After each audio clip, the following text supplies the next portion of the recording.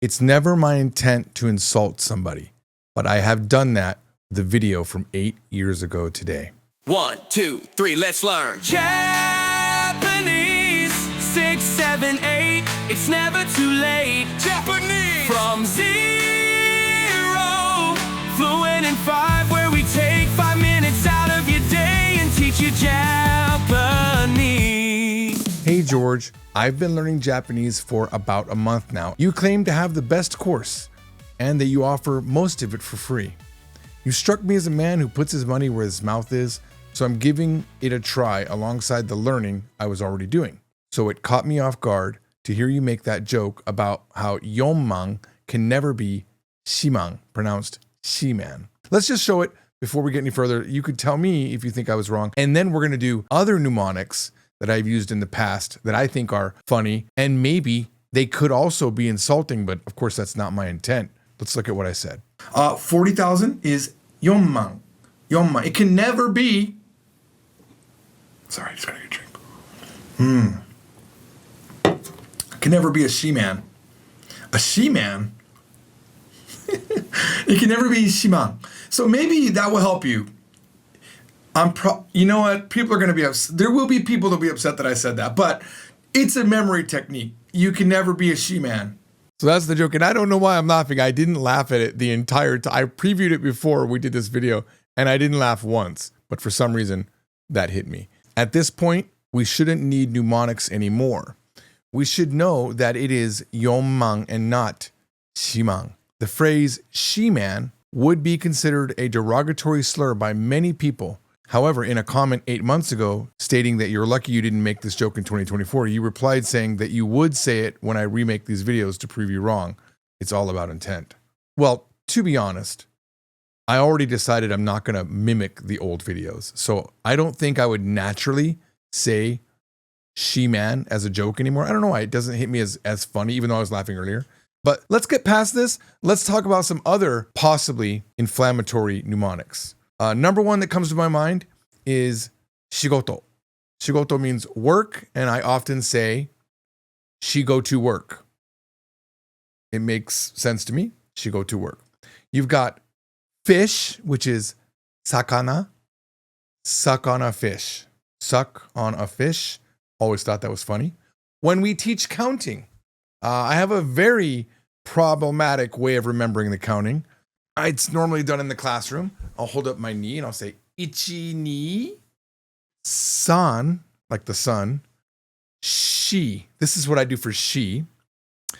Go, roku, she cheats. Ha, cheats? Could you? That's my counting thing that I've done in the past. I'm not condoning it now, and I would never do it on a video like I just did. This is just a response to the mnemonics, so I did it. Let's see if there's some inappropriate mnemonics.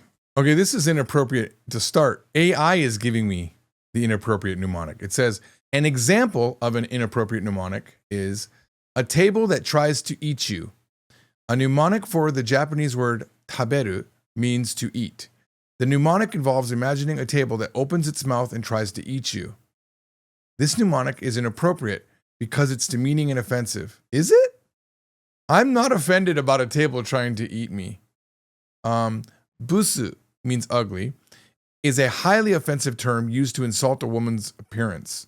Okay, that's just an inappropriate word. Uzai, a colloquial term used to describe someone or something that is extremely annoying or bothersome.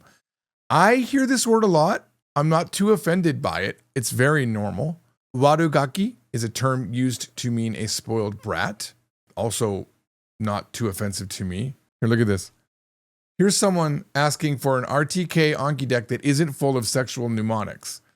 Okay, see, this is the problem. There's probably a ton of these. Didn't even Wanikani have a mnemonic called like Fat Girl or something like that? This is a lot of people complaining about Wanikani.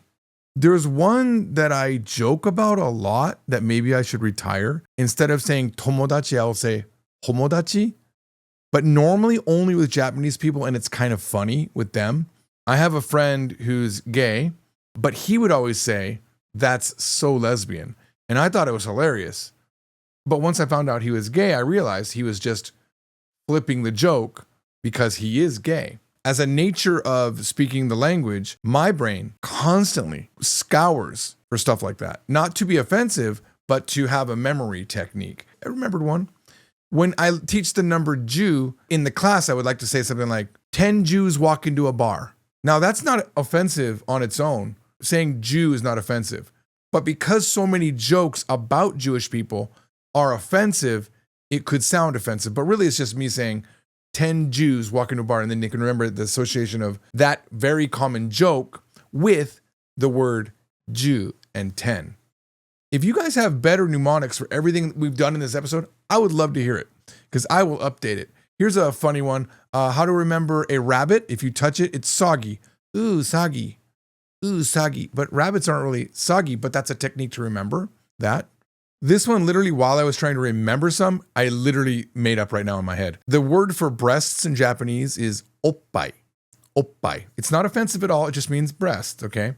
It's the colloquial way to say it. But maybe you could remember, oh, pie. Oh, pie. It's definitely offensive, but it's not a slur, but it's a little bit sexual. Keep in mind, I'm not trying to come up with them. It's just such a primal part of humans that I think we naturally think that way. Remembering the kanji has a lot of mnemonic stories that are biblical, and that is offensive to me. The other things that I have said aren't offensive to me. They're just funny to me because, as you said in your comment, intent is important, and I definitely have zero intent to do that. When you're learning Korean, you know what you'll learn? Niga and nega. And they're just normal Korean words. One means you something, and one means I something. What do you think people think when they hear niga and nega?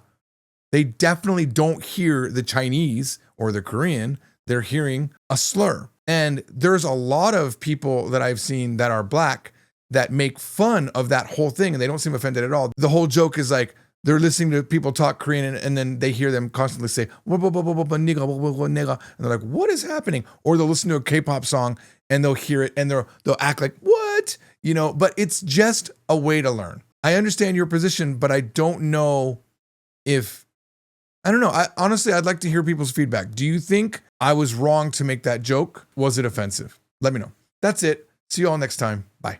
Fluent in 5, where we take 5 minutes out of your day and teach you